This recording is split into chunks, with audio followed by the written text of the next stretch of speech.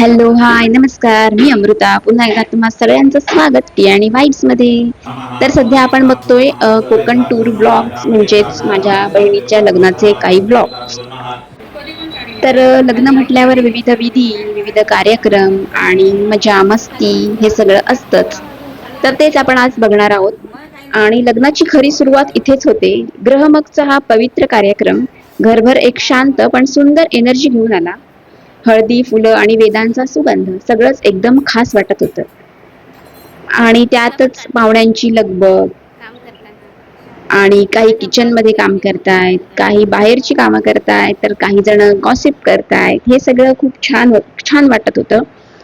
जेवणाची लगबग होती. ग्रहमक असल्यामुळे बरीचशी पाहुणे मंडळी आलेली होती आणि जेवण करणं चालू होतं आणि आमच्या नवरीबाईंना तयार करणं हे एक सगळ्यात मोठं काम. खरं तर ती स्वतः छान तयार होते, पण काही बाबतीत मदत करावीच लागते. तर हा गृहमकाचा कार्यक्रम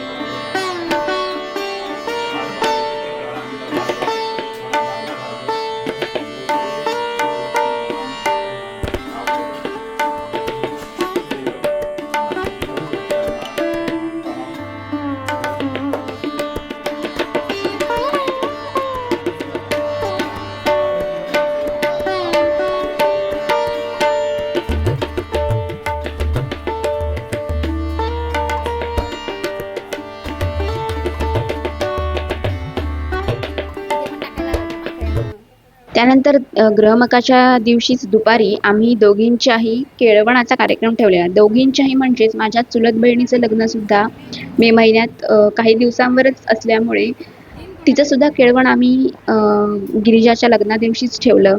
आणि ती केळवणाची एक गंमत, ती पंगत, तो क्षण सुद्धा खूप छान होता. दोघींचंही केळवण खूप छान झालं. विविध प्रकारचे पदार्थ, पंचपक्वान्न, त्यांना आवडणारी पंचपक्वान्न, पुरणपोळी, मोदक, खीर, लाडू असं सगळं गंमत जम्मत होती. संध्याकाळी मजा मस्ती, थोडंसं वातावरण पण खूप छान होतं. संध्याकाळ झाली की गरम कमी होतं आणि त्यानंतर दुसऱ्या दिवशी सुरू झाली मेहंदीची रंगत. मेहंदीचा दिवस खास असतो, खूप छान असतो. हातावर उठणारी डिझाईन आणि त्यात लपलेले आनंदाचे क्षण. सगळ्या जणी खूप नटून थटून आनंदाने आल्या होत्या. मेहंदी काढायची लगबग सुरू होती आणि प्रत्येकाचं नटणं मुरडणं. लग्न म्हटलं की असं नटणं मुरडणं हे होतंच. आणि तीच एक वेळ असते की आपण छान तयार होऊन आलेलो असतो आणि खूप सुंदर सुंदर डिझाईन्स या मुली काढत होत्या. आणि आमची मेहंदी काढणारी जी होती ती म्हणजे नेत्रा, जी खूपच अप्रतिम मेहंदी काढते. तिच्या मेहंदीचे डिझाईन्स खूप युनिक आणि तिची मेहंदी रंगत नाही असं होतच नाही. अशी आमची ही नेत्रा कलाकारच आहे. तर असा सगळा हा मेहंदीचा कार्यक्रम खूप छान रंगला. मग गप्पा गोष्टी, एकमेकांच्या ओळखी हे सगळं आलंच. सोसायटीमधल्या सगळ्या काकू, मावशी, आत्या सगळ्याजणी आल्या होत्या. मग त्यांचं सरबत पिणं, गप्पा मारणं, मजा करणं हे सगळं चालूच होतं. दुपार झाली तशी सगळ्याच जणी येऊ लागल्या आणि मग गर्दी वाढत गेली आणि खूप खूप मज्जा येत होती. मग फोटो सेशन नवरीबाई बरोबर असं सगळं छान चाललेलं होतं.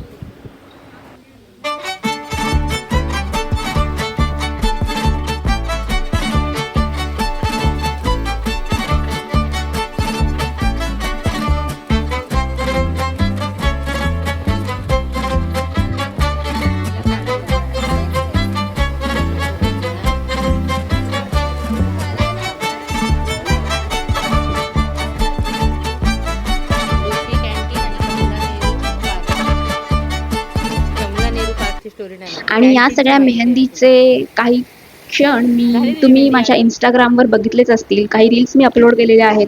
ते तुम्ही जर बघितले नसतील तर माझ्या इंस्टाग्राम पेजवर, माझ्या ओवीची पेजचं बहीण नाव ना, आहे टॅनी अँड अमू, मस्तच. म्हणजेच टी आणि वाईब्स.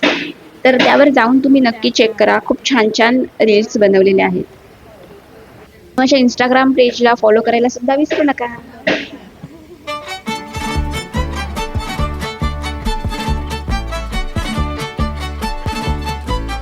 बाकी काय बोलणार?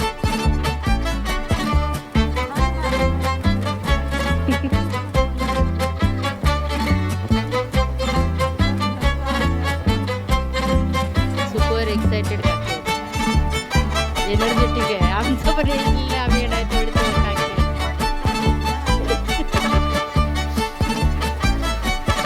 लिशा तुझी झाली काढू? अरे हा दाखव. त्या त्याला घालते.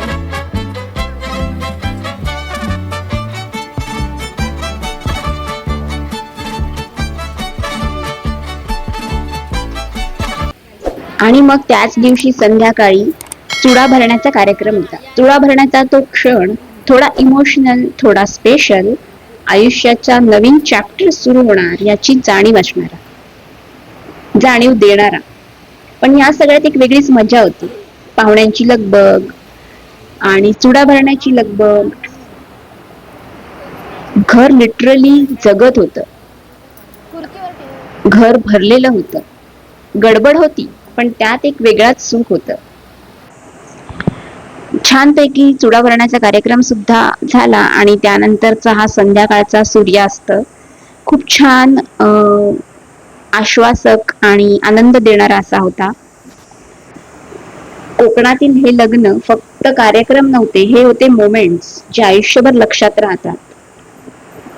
तर असा होता आजचा ब्लॉग. पुढचे काही ब्लॉग्स, लग्नाचे ब्लॉग, हळदीचे ब्लॉग येणारच आहेत. सो त्यासाठी बघत राहा DNA वाईब्स.